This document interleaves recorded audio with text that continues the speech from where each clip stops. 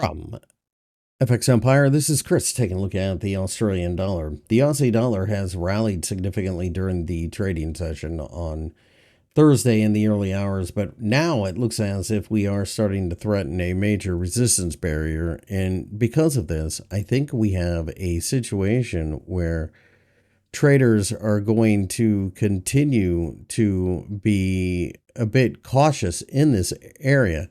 After all, this is a market that has shown itself to have a lot of issues in this vicinity. And with that being the case, you have to think that sooner or later sellers come in.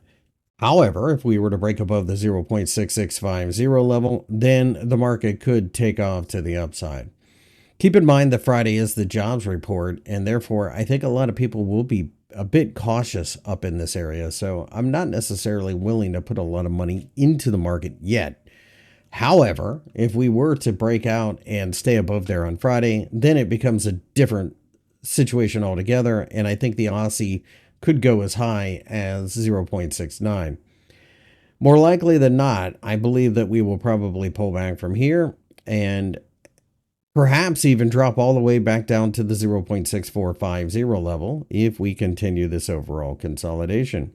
I don't even think we go that far to the downside. I just think that we are a little bit stretched in the short term.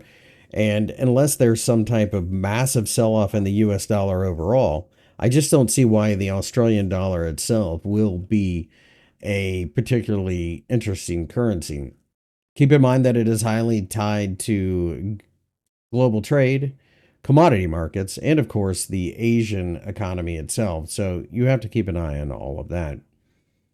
With that being said, I remain neutral, but I am very cognizant of the fact that we are fairly close to an area that could signify a breakout.